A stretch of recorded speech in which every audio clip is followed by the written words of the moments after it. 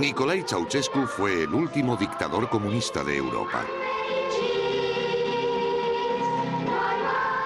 Pero su régimen fue mucho más que una dictadura comunista.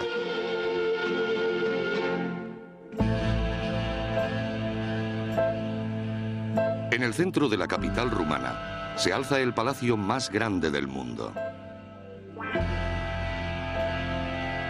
Parece un fastuoso monumento de un reino antiguo, pero tiene menos de 20 años.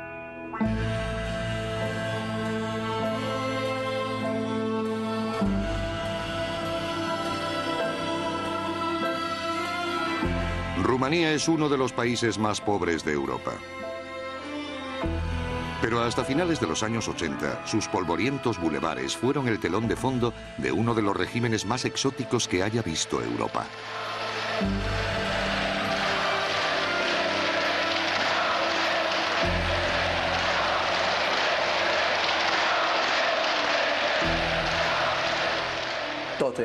Era teatro, un gran teatro. 22 millones de espectadores aplaudiendo. Nos apodábamos los aplaudidores. Solo había un artista, o quizá dos, una pareja.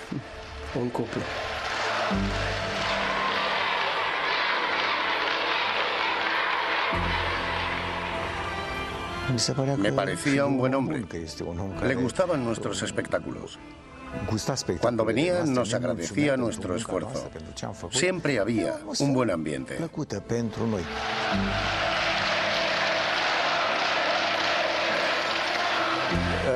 No se deben sacar conclusiones precipitadas. El tiempo confirmará su lugar en la historia. No puedo negar la grandeza de Ceausescu. Fue un importante hombre de Estado.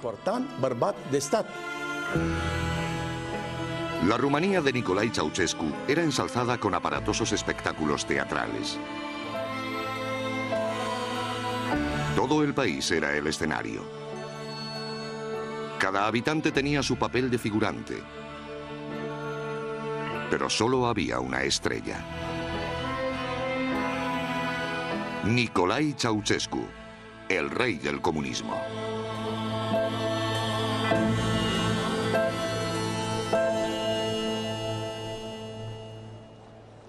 El 21 de agosto de 1968, un joven e inexperto líder comunista organizaba una manifestación que transformaría su poder político. Nicolae Ceausescu, hijo de un campesino rumano, llevaba 3 años en el poder. Hasta ese momento había sido visto como una marioneta de los jerarcas del partido. Pero todo iba a cambiar cuando se opuso a la invasión rusa de Checoslovaquia. Yo quería mucho a mi madre. La adoraba. Dios la tenga en su gloria. Esa mañana, ella volvía del mercado con una bolsa de cerezas. Y cuando cruzó la puerta gritó: Cornelius, hijo, los rusos han entrado en Checoslovaquia. Decidimos que Ceausescu declarara públicamente que abriríamos fuego si ocupaban un solo kilómetro de territorio rumano. Pătrunderea trupelor celor 5 țări socialiste în Ceoslovacia constituie o mare greșeală, o primejdie gravă pentru pacea în Europa, pentru soarta socialismului în lume. Ceausescu escenificó su oposición. El público respondió de forma entusiasta. Me vestí y corrí hacia la plaza del edificio del Comité Central. Lamentablemente, cuando llegué, la concentración acababa de terminar, pero pude palpar el ambiente. En ese momento me sentí orgulloso de ser rumano.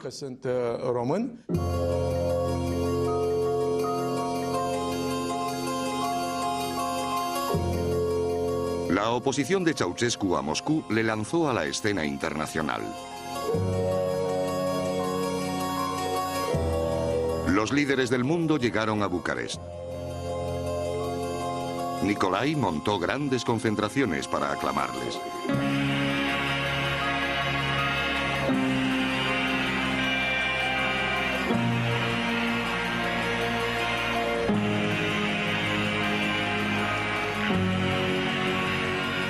espectáculo increíble, pero en el fondo era algo más que un espectáculo. Por primera vez un líder rumano se había convertido en estadista internacional. Gracias a su posición entre Oriente y Occidente, Ceausescu ayudó a preparar el terreno para el acuerdo de paz en Oriente Próximo. El mundo era su amigo y dentro del país inspiró un nuevo sentimiento de orgullo nacional. Ceausescu dio a los rumanos el sentimiento de que ya no eran una colonia soviética, que ya no eran esclavos de Moscú, que no eran un cero a la izquierda. Nos hizo creer que volvíamos a ser importantes en el mundo. Ceausescu describió su oposición a Moscú como un nuevo capítulo en la ancestral lucha de Rumanía por su independencia. Antes de él, las manifestaciones nacionalistas estaban prohibidas. Ahora las organizaba el propio partido. Țineți minte cuvintele lui Ștefan, care v-a fost paci până la adânci bătrânețe. Ceausescu participaba en las solemnidades rodeado de jinetes con atuendo medieval. Creía seguir los pasos de los reyes medievales que liberaron a Rumanía de ejércitos extranjeros. Ceausescu representó a esta nación con dignidad y honor. No iba a permitir que hordas de turcos, rusos, alemanes y austríacos pisotearan el país, como ya había ocurrido en el pasado. Recibió apoyo de muchos no comunistas. Los intelectuales nacionalistas respaldaron de forma entusiasta al nuevo líder. Lo llevaron al papel y así nació el culto a la personalidad de Nicolae Ceausescu. Your very existence is a miracle for man. Romanians, hungry and naked, have waited. When we say Ceausescu, we say Romania. When you speak, rocks turn to mountains. The name of this leader is universal. Traveling further than any of the other princes, circling the planet as a messenger of our values and the global aspirations for a better and just world. His name is Nicolae Ceausescu.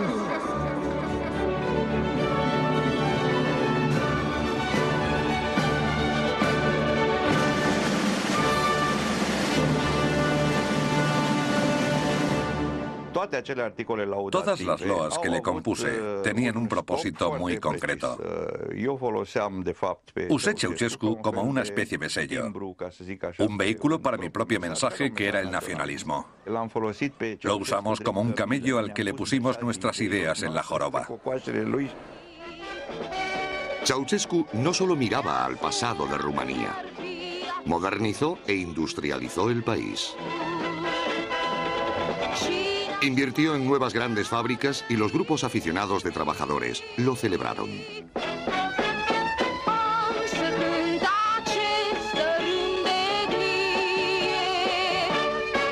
Los empobrecidos campesinos fueron trasladados a bloques de apartamentos recién construidos.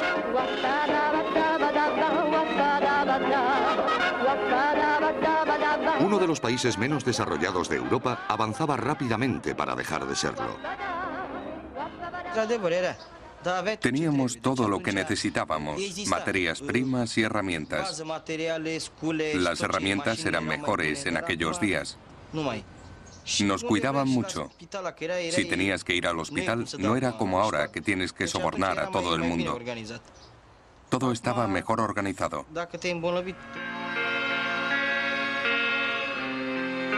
Los comunistas encargaron a numerosos artistas rumanos que pintaran retratos de su líder.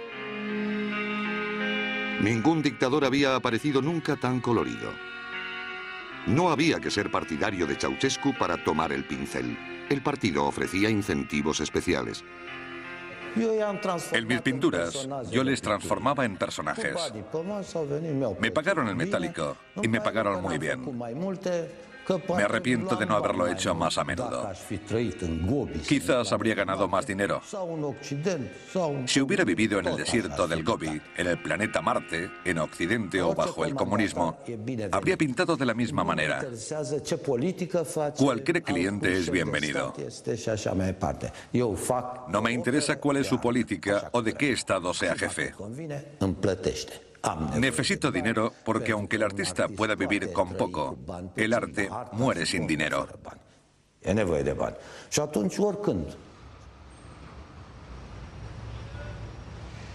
Las ambiciones artísticas de Ceausescu iban más allá de los cuadros, las canciones y los poemas.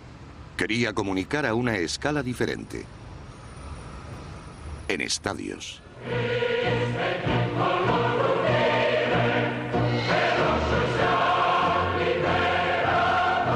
Se inventó un nuevo tipo de teatro político. Combinaba las artes escénicas con las manifestaciones de masas. Toda la población rumana se convirtió en miembro de un espectáculo sobre sí misma. Estas representaciones servían a un propósito político. El mensaje que queríamos dar a la oposición era que apoyaran al Partido Comunista. Nos dirigíamos a las personas con lemas, con ideas, como estamos construyendo una nación.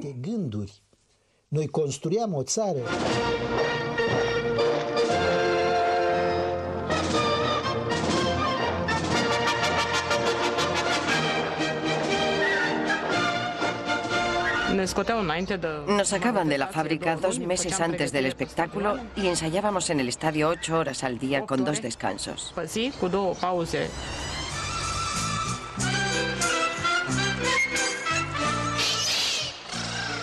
No había espectáculo o demostración en los que no actuara. El 23 de agosto, su cumpleaños, o el 1 de mayo, el Día del Trabajo. El 1 de junio, el Día del Niño, y el 2 de mayo, el Día de la Juventud. No pasaba un mes sin que participara en una de esas representaciones.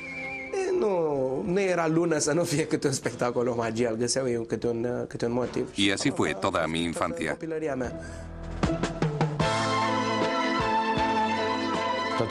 Todo tenía que ser hermoso y con mensaje político. La cosecha tenía que ser grande. Los trabajadores tenían que trabajar contentos. Todo se expresaba con coreografía.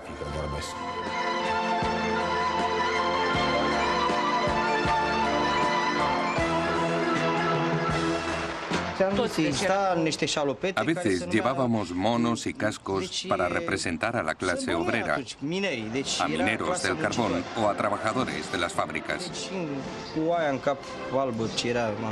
Otros vestían uniformes militares.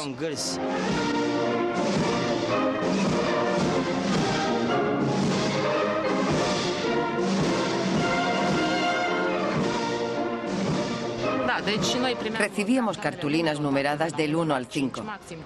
Cuando decían un número en voz alta, las levantábamos y aparecía una imagen. Por ejemplo, la cara de Elena Ceausescu.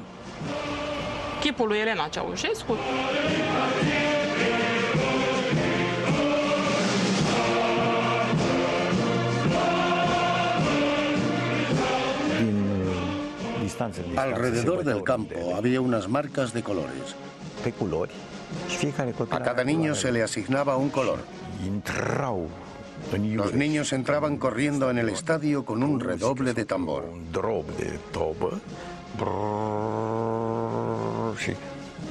Cuando sonaba la señal se agachaban y se podía leer su nombre.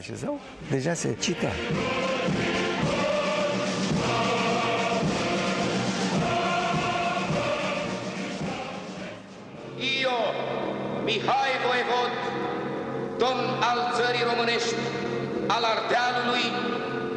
Las escenas históricas narraban una historia de lucha.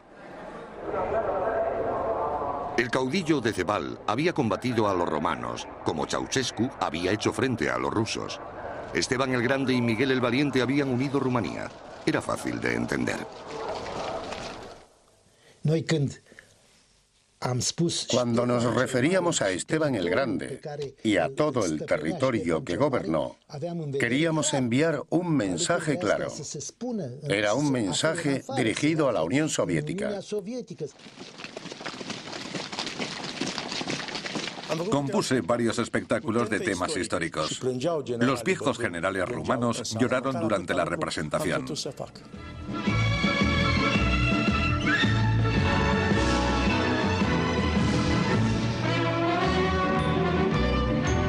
También hubo respuestas menos emotivas. No podíamos esperar. Queríamos ver cómo había quedado todo.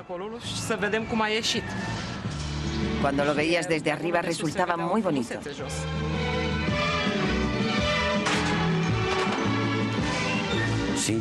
En honor a la verdad, disfrutaba mucho de aquellos espectáculos. Tomábamos el sol y comíamos juntos. Era muy bonito.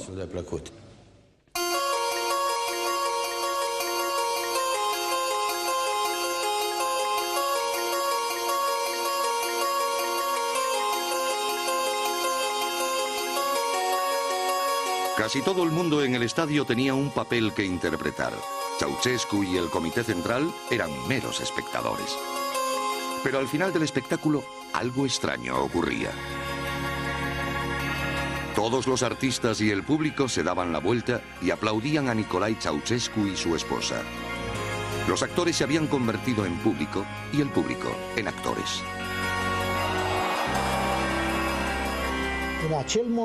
En ese momento, el partido y el pueblo eran uno.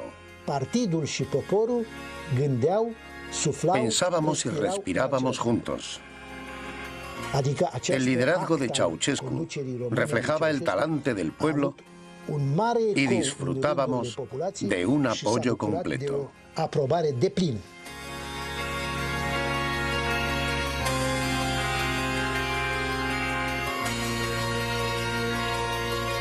El nuevo simbolismo de los estadios se extendió primero al reino de la política.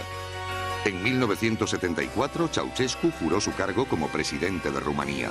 Para la ceremonia, los comunistas encargaron algunos objetos sorprendentes. Me invitaron a diseñar un cetro. Era un regalo para Ceausescu. Lo vi un tanto extraño.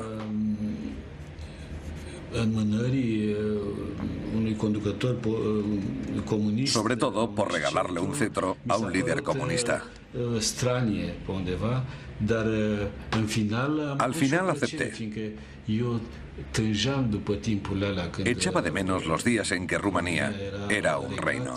În nume de Marii Adunări Naționale, vă rog să primiți simbolurile demnității și prestigiului, ale puterii de stat, ale autorității suverane a poporului român, ale voinței sale de a se dezvolta liber și independent pe calea socialismului și comunismului.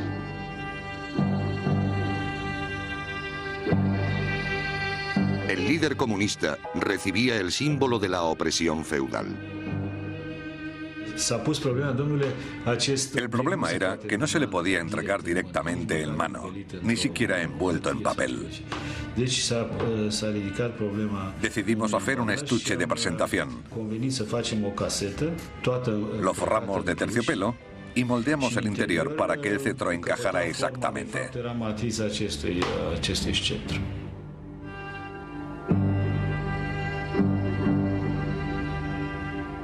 La concepción teatral de Ceausescu se extendía más y más. Los medios de comunicación reproducían la imagen de Rumanía representada en los estadios. Los periodistas solo tenían que seguir una sencilla regla. Los titulares eran de este tipo: logros majestuosos, la era de Nicolae Ceausescu, la era de los logros más importantes de la historia de Rumanía.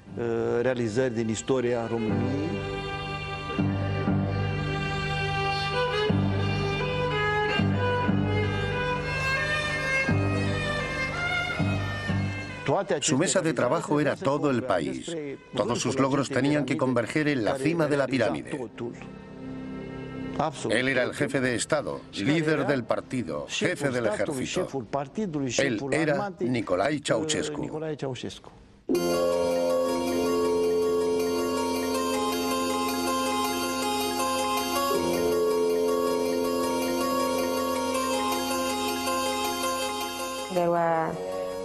Había 12 o 14 correctores. Teníamos que trabajar en turnos.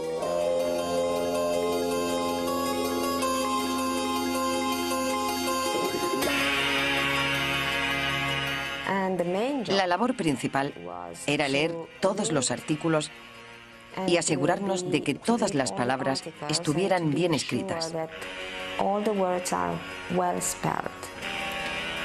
Y especialmente los nombres de Nicolae y Elena Ceausescu.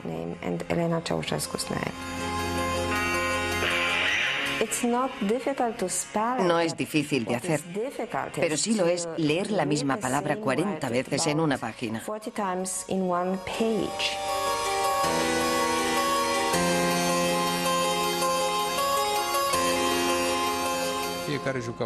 Todo el mundo interpretaba un papel. El periodista debía hacer ciertas preguntas a las que nadie ponía objeciones y el entrevistado respondía lo que el periodista y los líderes del partido esperaban de él. Am urmărit cu profundă satisfacție patriotică magistralul raport expus de secretarul general al Partidului Comunist Român, tovarășul Nicolae Ceausescu, raport în care și noi, constructorii, ne regăsim în amplele programe de dezvoltare a investițiilor din țara noastră. No se podía cometer ningún error. Las reglas eran claras. No mostrar lo que se suponía que no debía estar ahí. No mostrar su lado izquierdo. Si se tomaba el ángulo equivocado, se veía la piel llena de manchas de un anciano con problemas hepáticos. Ceausescu solía tartamudear un poco, cuando decía gente, sobre todo. No debía vérsele hablando ni compartiendo impresiones con el Comité Central. Solo se le podía mostrar aplaudiendo o sonriendo. Había un clásico que era el momento en que los niños se acercaban a él para regalarle flores. Ese momento era obligatorio. Quise ser periodista desde pequeño. Podría haber trabajado en un periódico menos importante y probablemente me hubiera sentido más respaldado. Pero sentí una cierta satisfacción de que la gente me viera en televisión. Ahora me siento un poco culpable porque nadie me obligó a trabajar aquí.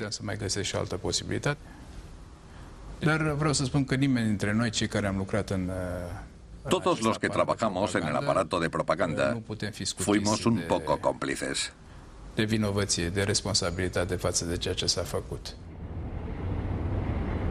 El Estado no confiaba solo en la ambición o patriotismo de sus ciudadanos. Los que no podían encontrar razones para hacer lo que se les pedía, recibían la ayuda de la policía secreta.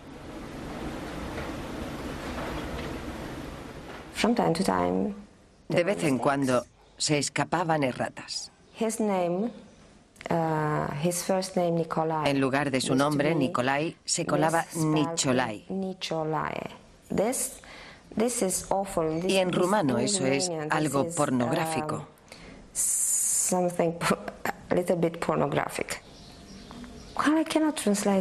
No lo puedo traducir.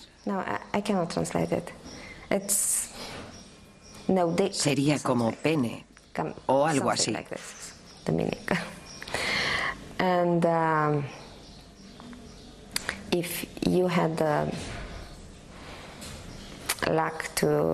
Si tenías la mala suerte de cometer tal error, podías estar seguro de que la policía te interrogaría. A ti y a todos los demás para comprobar si lo habías hecho a propósito.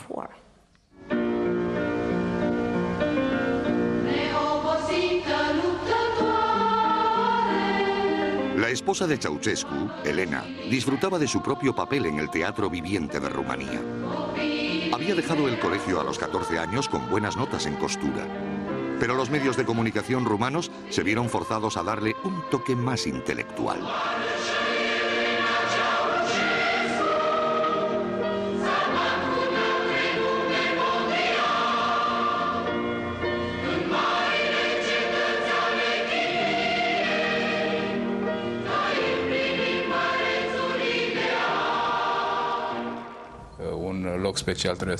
La camarada Elena Ceausescu debía tener un papel especial, principalmente en ciudades donde había investigación científica o académica. Su nombre debía ir asociado a la ciencia, la educación y la cultura. No se podía decir simplemente la camarada Elena Ceausescu. Había que utilizar la famosa expresión científica de fama mundial.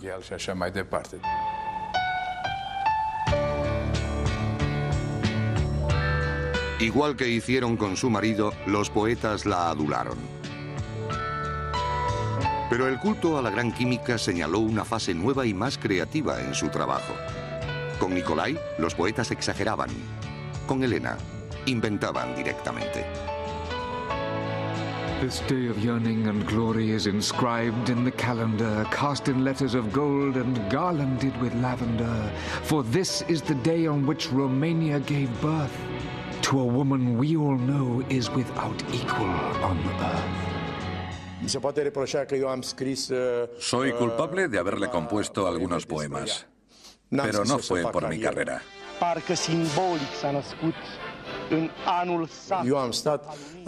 Yo vivía en el 8º piso de un bloque de la periferia de Bucarest.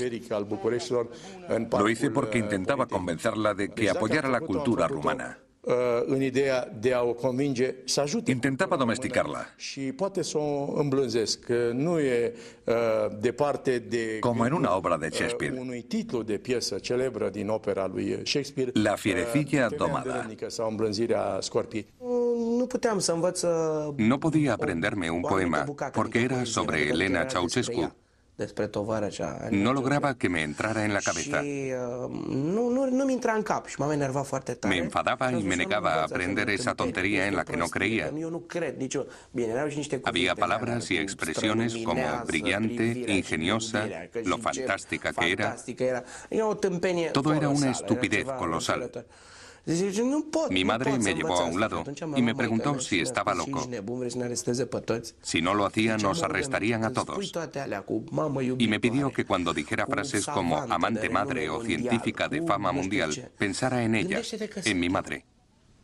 Lângă marea lui iubire pentru om și pentru țară, e tovarășa Elena Ceausescu, militant și om de știință, ce în lupta comunistă și-a pus viața cu credință, devenind, prin fapta vieții, eroină legendară. Solo un país en el mundo honra a su jefe de Estado con una pompa y boato que rivalizó con la de Rumanía. En 1978, el gobierno británico invitó a Ceausescu. Dijo que si iba a Gran Bretaña sería solo en visita de Estado. Quería ser bien tratado. Prințul Charles al țării Galilor, Wales, prințesa Anne, prințesa Margaret, ducele și ducesa de Kent. Guardo un comentario en un trozo de papel que quizá merezca la pena recordar.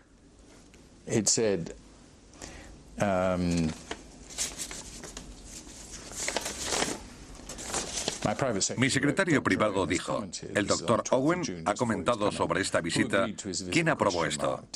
Si he sido yo, me arrepiento de ello.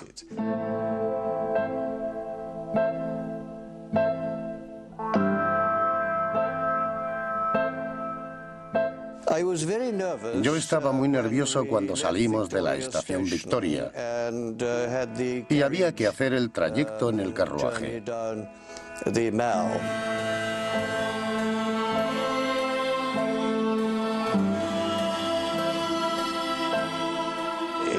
De haberse producido abucheos, hubiera causado una muy mala impresión. Ceausescu había sido invitado a Gran Bretaña con la esperanza de que comprara aviones. El anunciado éxito económico de Rumanía iba a ser puesto a prueba en el mundo real. Las negociaciones con British Aerospace y otras empresas asociadas fueron un horror absoluto de principio a fin. Rumanía es un país muy pobre y trataban de alcanzar un gran acuerdo, pero estaban obligados a disponer de dinero para pagar.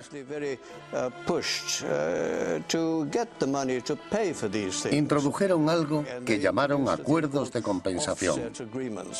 Gracias a ellos, en vez de pagarnos en metálico, se ofrecían a hacerlo con lo que ya no le servía a nadie. Podían ser naranjas, nabos, tuberías de plomo o cualquier otra cosa.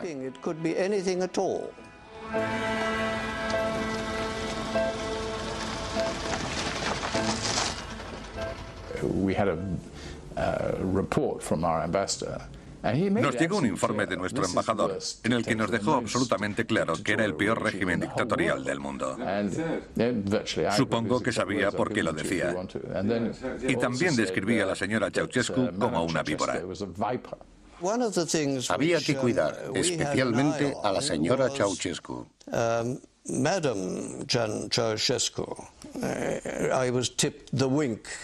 Bucarest me habían dicho que había que tenerla contenta. Era una química muy competente, hasta donde yo sabía. En cualquier caso, tenía fama de ser buena. Le entregaron algún tipo de diploma. Creo recordar que era del Real Instituto de Química. A ella le encantó la visita.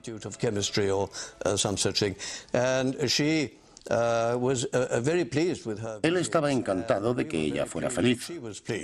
Y nosotros estábamos felices de que ella estuviera encantada.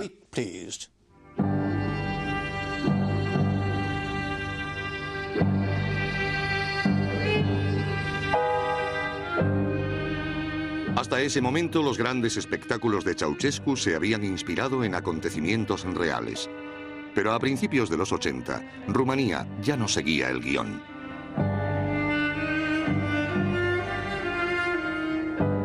Las nuevas fábricas se habían quedado obsoletas. La crisis del petróleo encarecía la energía. Había escasez de alimentos y cortes de electricidad. Pero también había una solución: reescribir la realidad.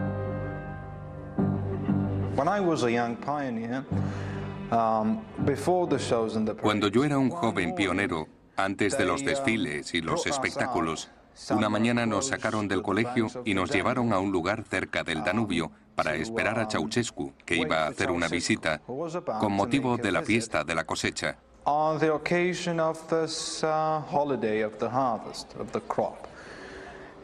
Nos tuvieron esperando hasta las 6 de la tarde, hasta que al final hizo aparición en su helicóptero. Estrechó las manos de algunas personas y se fue a visitar una gran exposición con los productos de las cosechas, excepto algunos de ellos como maíz, repollos y melones. El resto estaban hechos de poliestireno y madera, materiales parecidos al plástico, pintados para darle buen aspecto.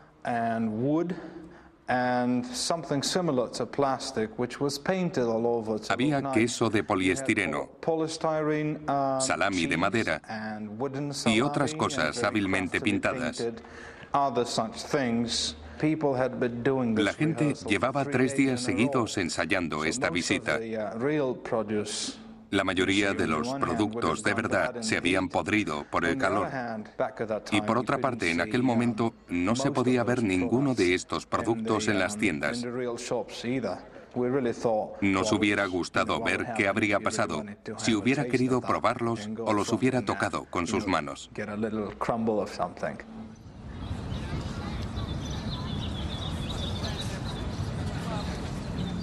Según los periódicos, la economía rumana seguía creciendo rápidamente.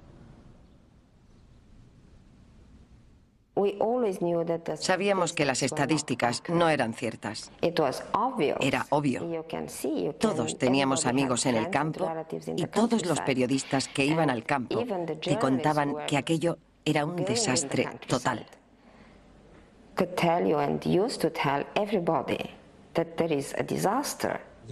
¿Se podía confiar en las estadísticas que daba Ceausescu en los años 80? ¿Qué estadísticas? ¿Por qué basarlo todo en estadísticas? Si alguien pregunta si eran reales, le diría que había que basarse en hechos. No había suficiente agua para lavarnos. La gente no tenía bastante papel higiénico, ni jabón. Y solo se podía comprar una cierta cantidad de pan. Quería demostrar que nuestra producción agrícola era mayor y mejor que la de los soviéticos. Por eso, en ciertos casos muy concretos, algunos de esos informes no se correspondían con la realidad.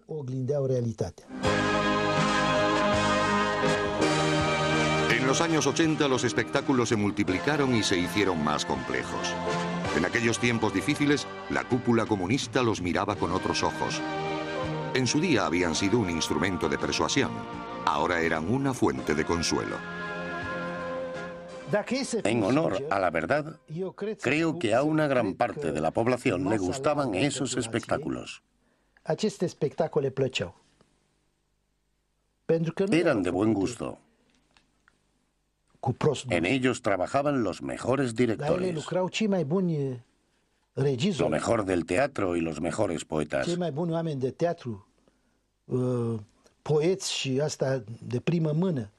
Sí, creo que les gustaban. ¿Evolución? ¿Una obra de arte? Ni hablar. Nadie pensaba que eso fueran obras de arte. Eran kitsch. A todos nos obligaban a participar, aún sin querer. Hacíamos cosas sencillas, pero que parecían complejas cuando se multiplicaban por 300 o 400.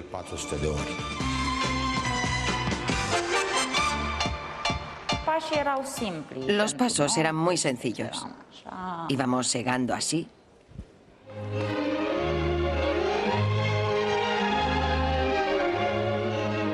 O hacíamos el movimiento de pico y pala.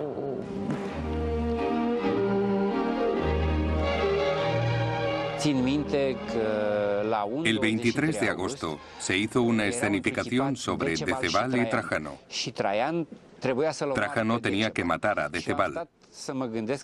Cuando vi el ensayo empecé a pensar cómo podría emitirlo por televisión.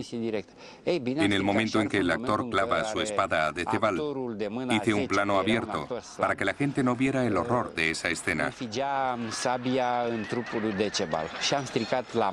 Y no digo horror porque fuera violenta, sino porque actuaba muy mal.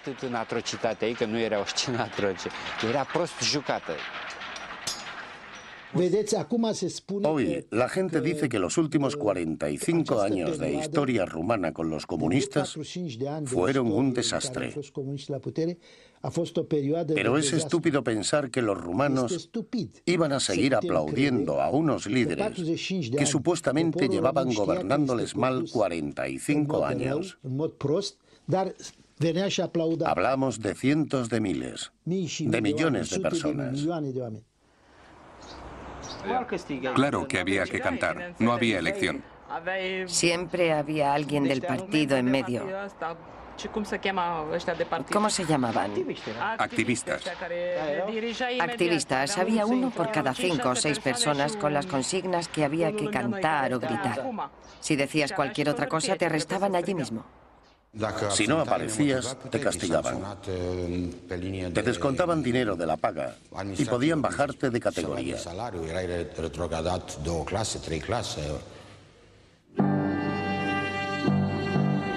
Rumanía vivía una catástrofe económica.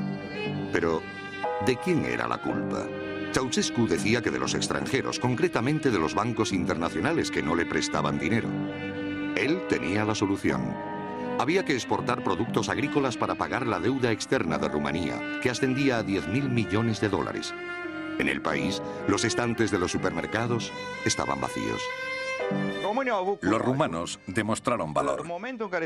Cuando el mundo financiero intentó asfixiarnos, nos apretamos el cinturón, pasamos hambre y pagamos. Era una guerra por la dignidad. Una guerra porque los países se levantaran y demostraran que podían ser autosuficientes.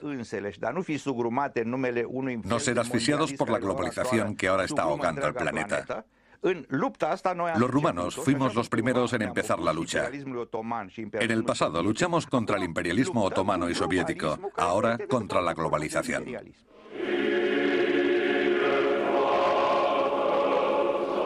Un día de mayo de 1983 se estrenaba un nuevo musical en Bucarest.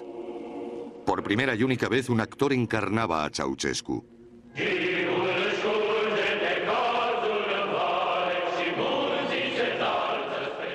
Yo interpretaba a Ceausescu. Tuve largas conversaciones con un director de teatro que me dijo que él llegó a creer en el comunismo. Creyó estar construyendo el socialismo en Rumanía y lo hizo con el corazón. Intenté imaginarme a mí mismo en esa situación para meterme en el personaje.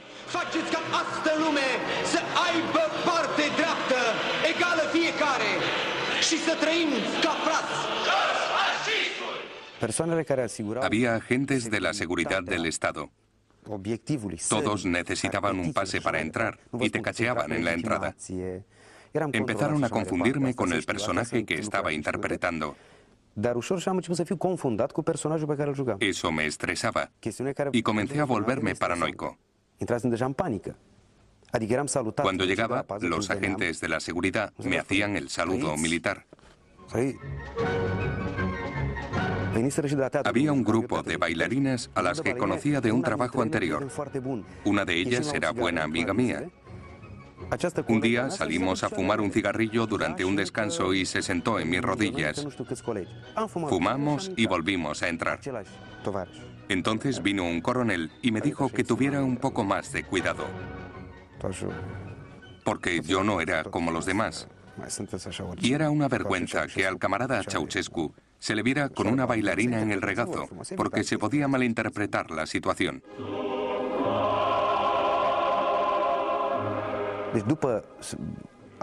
Cuando el espectáculo alcanzó difusión nacional por la televisión, tuve que evitar los lugares públicos y no podía andar por la calle.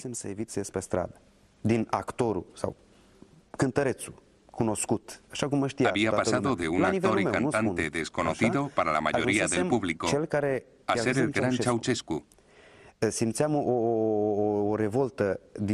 Algunas personas me miraban con repulsión por la calle.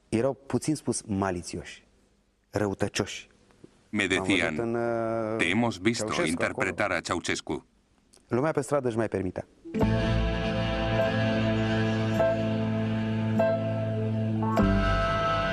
Transcurrían los 80 y la vida no mejoraba en Rumanía. Pero Ceausescu construía un nuevo escenario, el mayor hasta la fecha. Habían comenzado en Bucarest las obras del nuevo centro de la ciudad.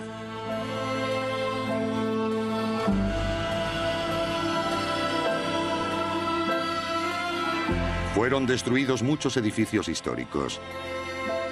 Otros se trasladaron del lugar. A menudo creíamos que demolerían o trasladarían la iglesia. Porque cuando Elena o Nicolae Ceausescu planeaban pasar por aquí, enviaban un agente de la seguridad del Estado. Venía y nos ordenaba que no rezáramos dentro o fuera de la iglesia y que no tocáramos las campanas. Ordenaba cualquier cosa. Finalmente, en 1986, Nicolae Ceausescu decretó que la iglesia debía desplazarse 23 metros más atrás y que se construyera un bloque de apartamentos alrededor para que no pudiera ser vista desde la calle.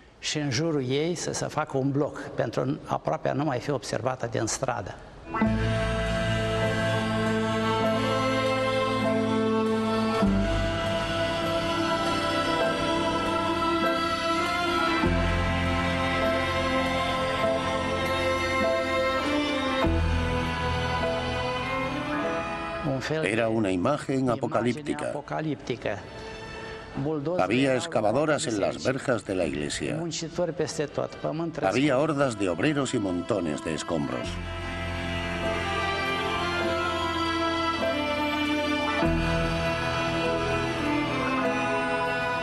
Fue un sacrilegio.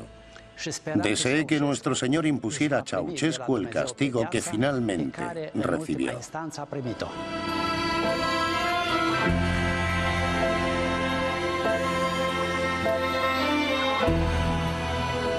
Ceausescu seguía su guión. Un rey antiguo guiaba a su pueblo hacia una era moderna.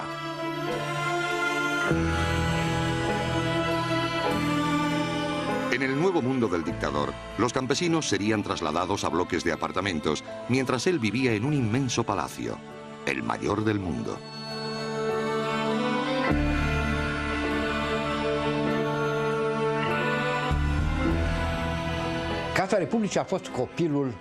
El palacio era obra de Ceausescu.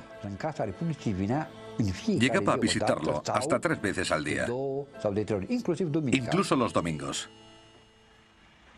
Se consideraba constructor y diseñador de esta edificación faraónica. El palacio de Ceausescu estaba cerca de nuestra casa. Vivíamos en casas antiguas y eso le sorprendió mucho. Dijo que parecíamos un poblado de gitanos. Entonces nos dijeron que las iban a demoler. No quedó un centímetro del palacio sin adornos.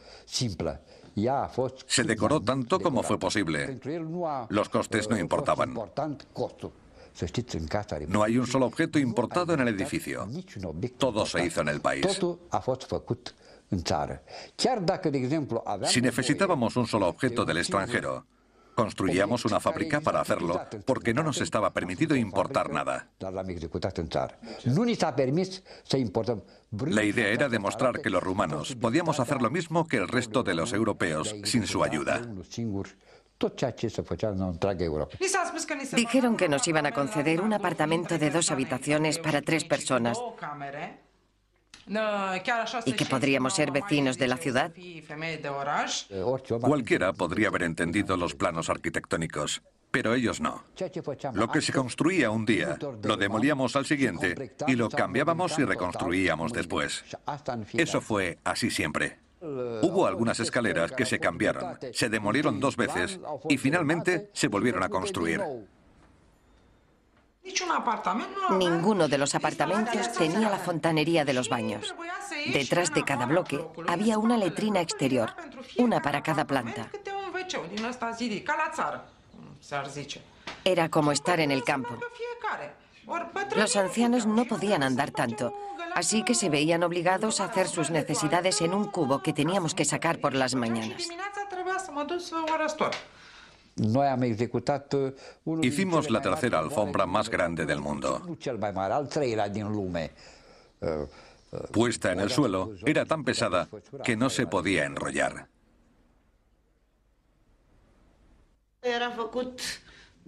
Tendrían buen aspecto, pero no eran más que unas cuantas paredes prefabricadas. Cuando traspasabas la puerta, era como estar en un teatro de marionetas. Trataban el palacio como si fuera un teatro, en lugar de una gran representación. Porque en un teatro no hay nada real. No deja de ser un escenario con unos decorados pintados.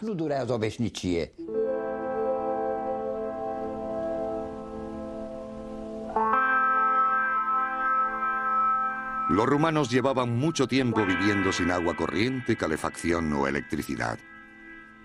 Hacían colas para todo.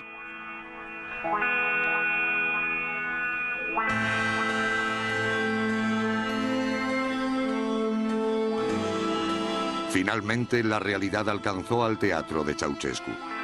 Cuando se hizo el último desfile, ni siquiera el espectáculo fue real. Cuando pasábamos, agitábamos las manos y él nos devolvía el saludo.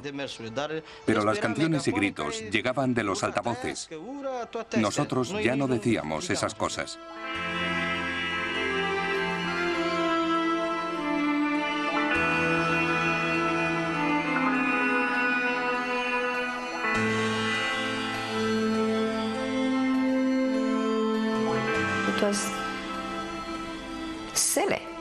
Fue absurdo.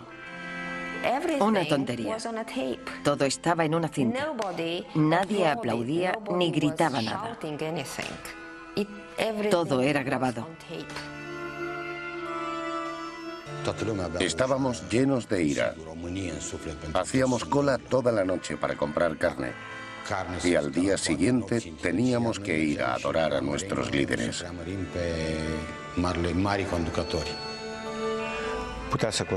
Un espectáculo pequeño podía costar $250.000 de euros.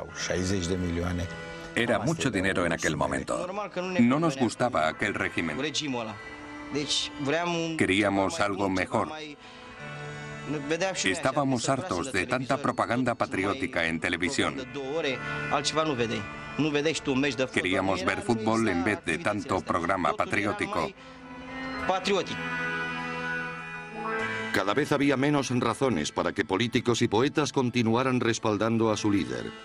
Pero había una que eclipsaba al resto.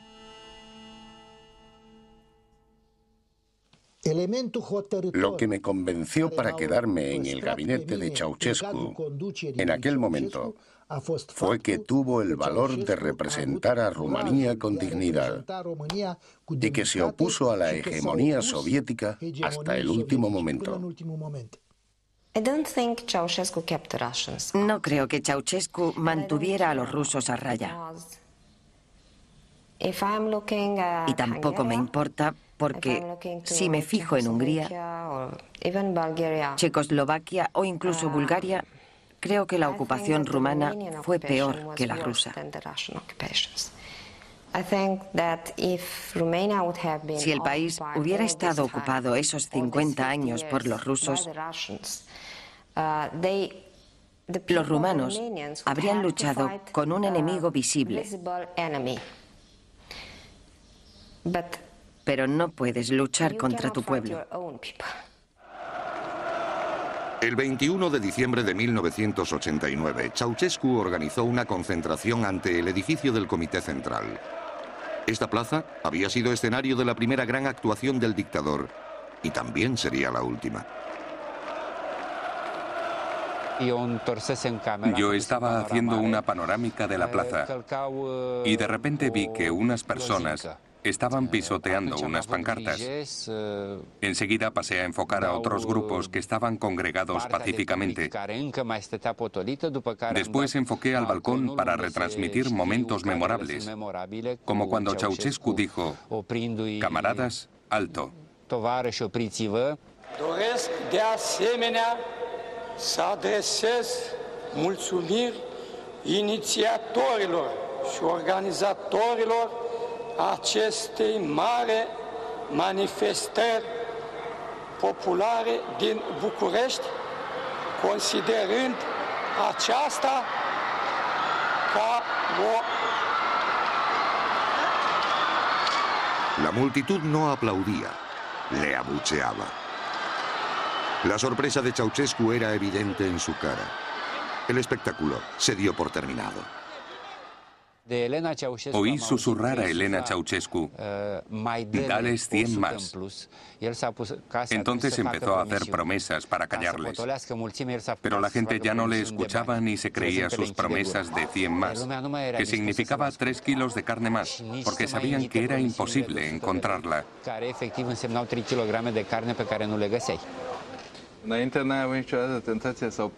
¿Se sintió tentado de mostrar las imágenes de la gente pisoteando las pancartas?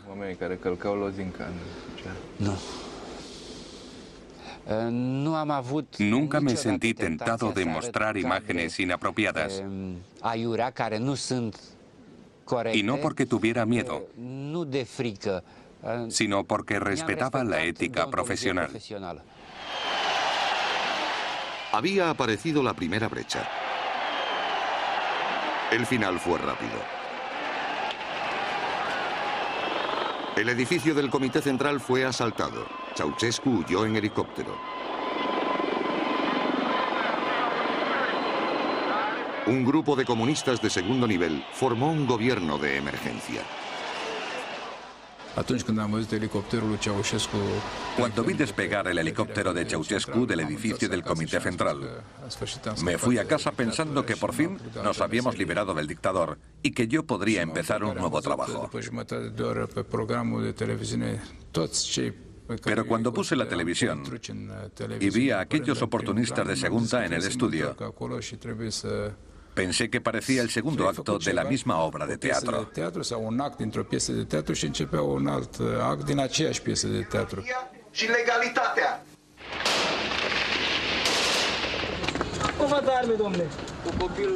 Había peleas en las calles entre los revolucionarios y las facciones aún leales al dictador.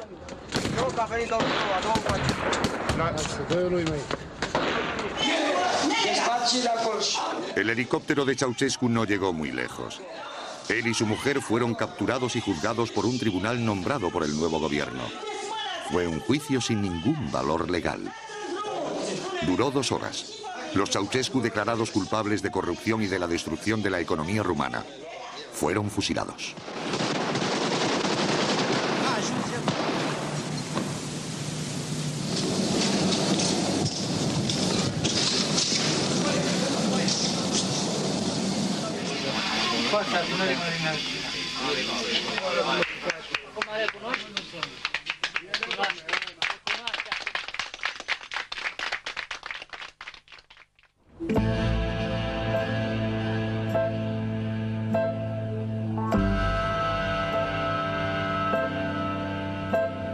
Diez años después de la revolución, Rumanía vive en democracia, pero las decisiones que toman los rumanos son similares a las que tomaron por ellos. El partido mayoritario del Parlamento es el comunista. El segundo es nacionalista y está encabezado por un conocido poeta. Ceausescu fue un gran hombre de Estado. ¿Qué hacemos con él? ¿Quieren que le olvidemos? ¿Que le desmitifiquemos? ¿Que le fusilemos una segunda vez? Fue una gran figura de la historia de este país. Si no, pregúntenle a la distinguida reina de Inglaterra. ¿Por qué le llevó en su carruaje? Si no le hubiera concedido los mayores honores del Imperio Británico, los pobres rumanos nunca nos habríamos dado cuenta de lo importante que era Ceausescu.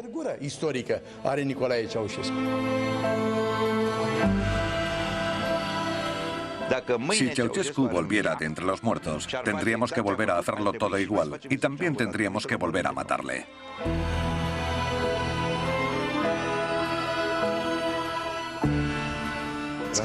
El espectáculo estaba preparado.